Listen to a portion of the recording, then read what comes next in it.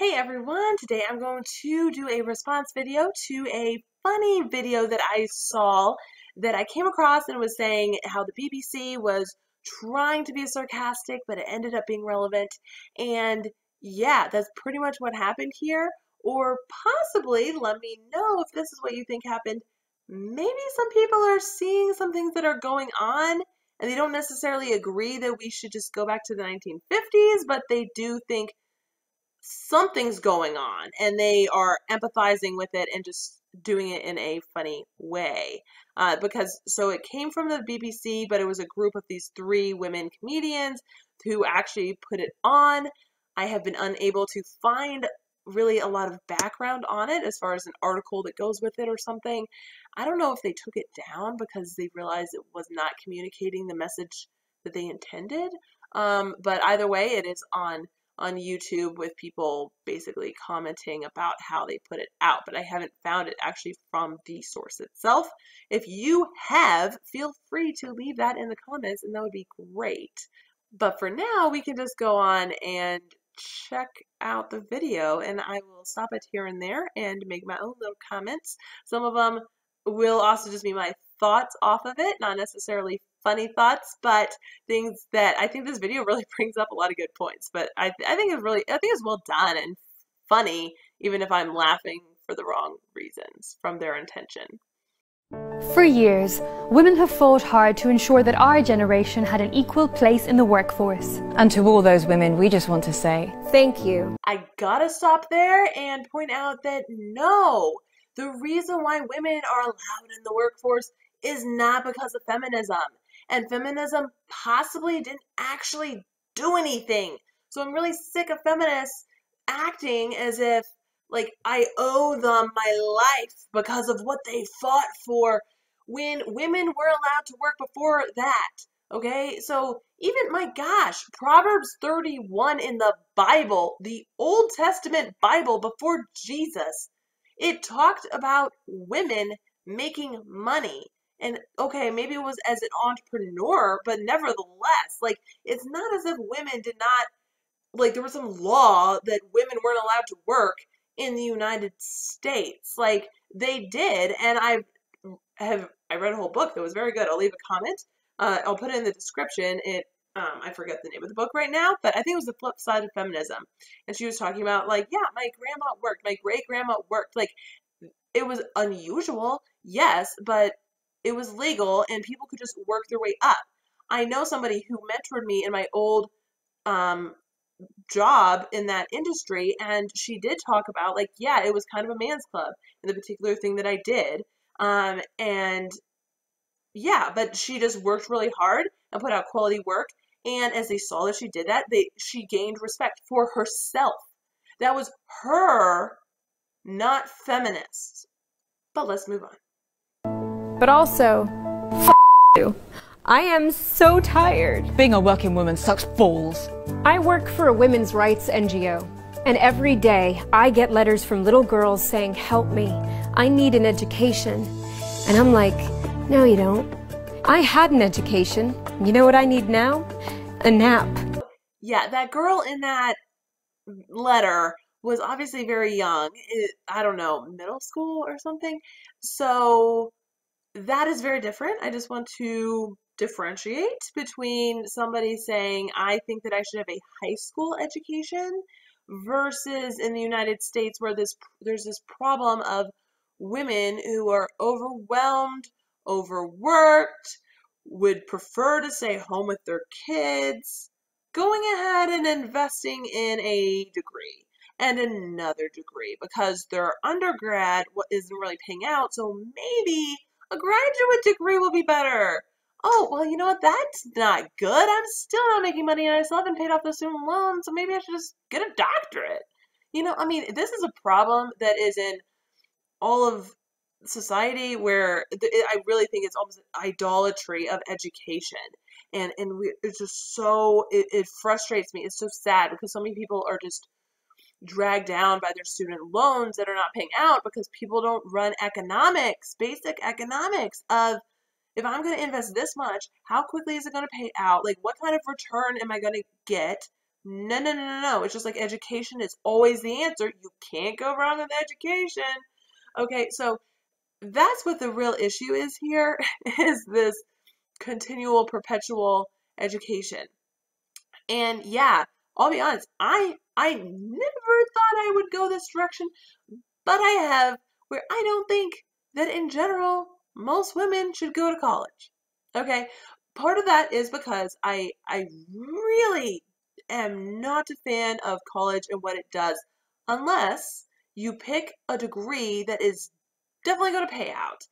But then as a woman, you should really be thinking, if my plan A is to be a mother, and I want to be stay at home with my kids, because I realize that it can have a real detrimental effect on kids when full time they are raised by somebody else that is not their parent, like they tend to have issues. I should link a video from Stefan Molyneux about that whole dynamic, because that's the truth I had certainly never heard, and I didn't care. Fortunately, my husband cared about how much daycare our kids had, but I didn't think it made a difference. I thought it was maybe better for kids to go to daycare than to be raised by their moms, because it's like, if the mom doesn't view themselves as a very good mom, I guess, and they're like, oh, well, I don't have a teaching degree or something, and so I don't know, like, these are professionals. They must be better than what I bring as the actual mother. And that's not true, guys. Like, moms matter just for the fact that they are the mom. So anyway, but that's almost a whole different thought. But I think that's when anti-feminists or trad life people are talking against women going to college, even for undergrad, certainly before kids, and especially if they don't have a particular calling towards some kind of lucrative career, like, that's what we're getting at, is it doesn't make sense to invest a ton of money into something that you only want to do for a couple of years. And potentially you could go back to college, like have your kids young, do that whole thing, and then go to college and have your career that you want. That can work as well. But this idea of we're going to be these highly educated career women that are going to climb the ladder so that those degrees do pay out, like, yeah, you're gonna be tired and you're gonna be like, wait, why did I do this? I just want a nap more than anything else. Forget the pay raise. I just want a break. And biologically, women may be more inclined to not do that.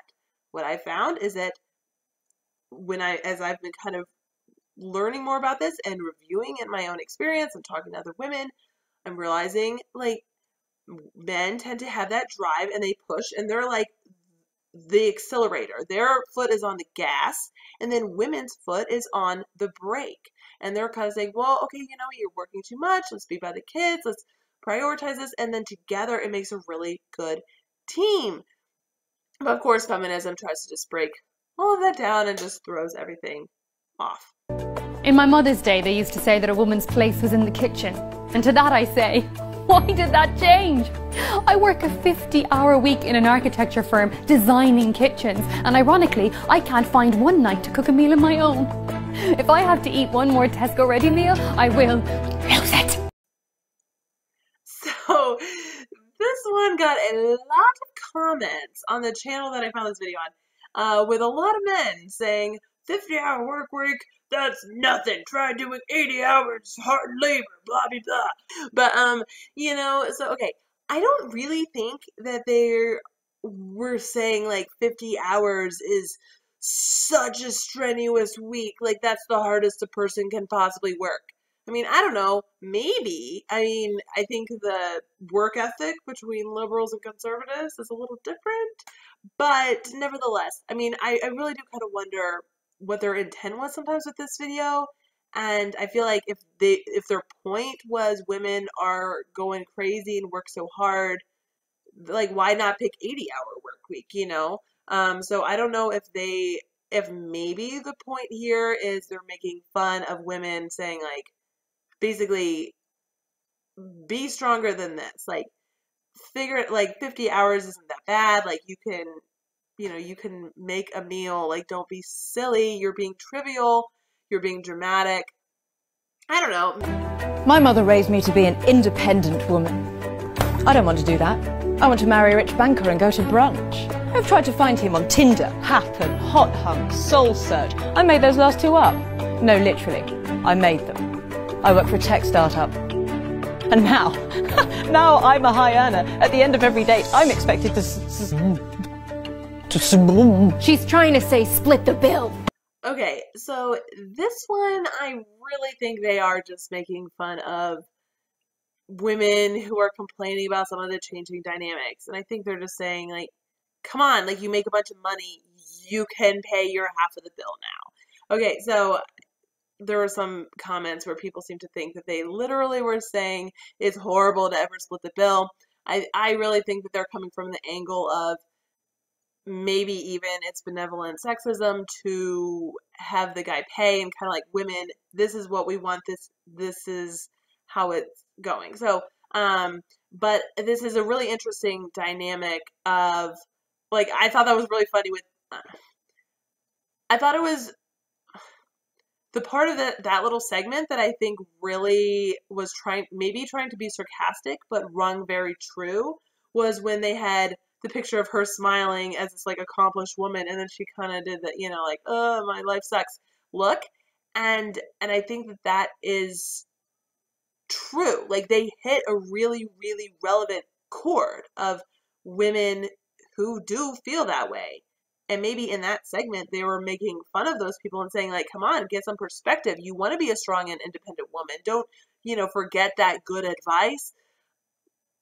But it was like, but I don't know. There's just another part of the story. And so women and people need to kind of think through everything and not just say a strong, independent woman has to look like this, like starting multiple apps. But then also I think it touched on a dynamic that women are frustrated with more so not the hookup culture people, but the people who were like career women who work so hard to make a lot of money, which then makes it hard for them to find more like equal partners because, of course, they're only defining equal and value based on money and not on other things. So, of course, the world's wisdom of what matters in a marriage is not great wisdom, and that's where you get 50%.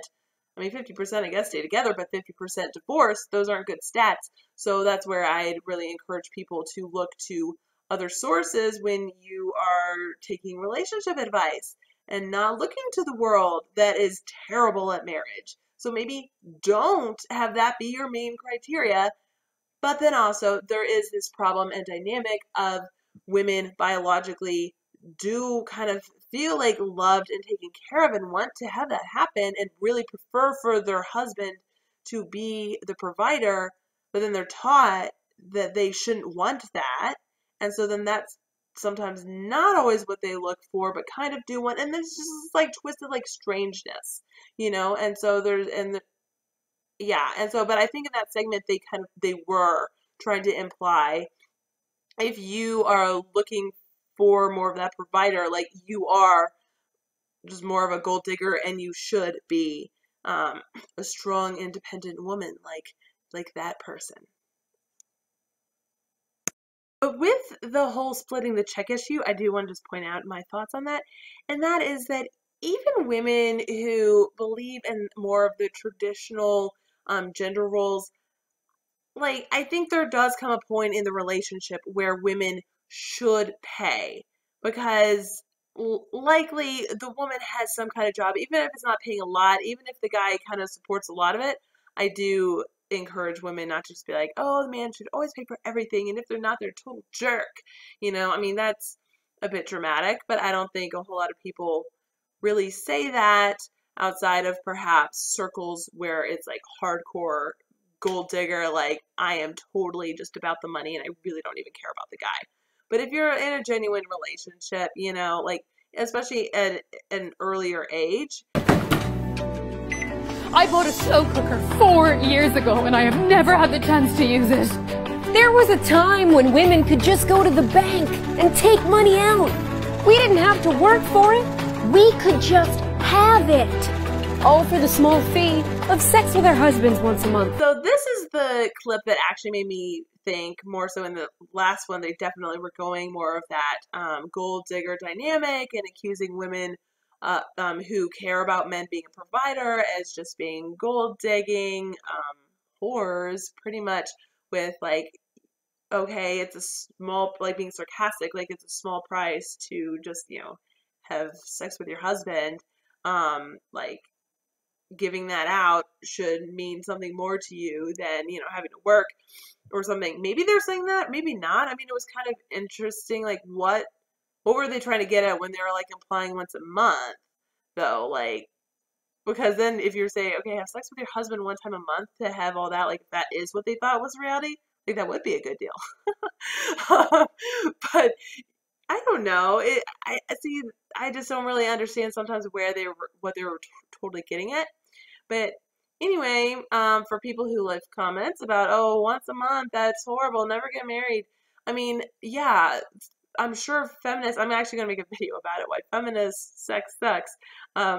But yeah, if you're married to a feminist, you're probably not going to have a great sex life. So, you know, don't do that. So this International Women's Day, take a step in the right direction. Backwards. No, there's steps there. Careful. Not a good idea. Brought to you by the Women Against Tiredness Society.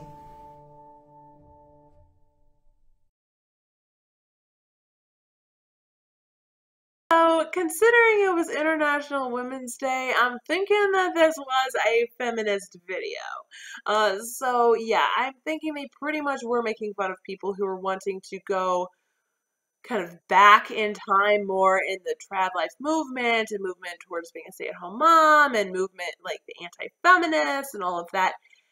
Yeah, but I think they really, through this production, actually hit a lot of points that people are saying, and I don't know if they're trying to convince them by making fun of them, you know, but it's interesting. It's like we're supposed to be so women-centered and believe anything they say when it comes to rape accusations because, you know, that's obviously women are not capable of lying. But if they have, but like totally disregard their feelings when it comes to how they want to live their lives, you know, and that's really the dynamic that happens on the left so often, and it's just really irritating. And I mean, I'll be honest, like there are some feminists out there. I have seen things where people try to go like the motherhood route, and Ayla, whatever I forget what her name is. I'll leave a link to her channel. Actually, she could be banned. Who knows? I'll put a link to somewhere to follow her. But she actually started out as a feminist, but then she believed in more like, wow, like women's power is really in their, you know, maternal nature and all of this, and like breastfeeding is so empowering. And she just went the total opposite direction of the way the rest of feminists want women to go. So feminists don't want to listen to what women really feel, and so then they just decide to make fun of it, but then it really just becomes very relevant, a lot of the points that they said. So it was fun to kind of go through that and talk a little bit more on a serious nature of some of the things that they did bring up in a humorous way, and whether they have any actual empathy for the situation or if they're totally just saying everybody's so stupid, I'm not sure. But I think the implication at the end there was, let's not step backwards. That's not a good idea. You know, we do want to go forwards, even if maybe there's some pitfalls. Ultimately, it's still a better direction, and I believe that that is really the message of this video. But again, I would love to hear your guys' thoughts on it, so definitely comment, and also like this channel and subscribe so that you don't miss out on other videos, and so you don't miss out on the video about why feminist sex sucks. All right, I'll talk to you all later. Bye.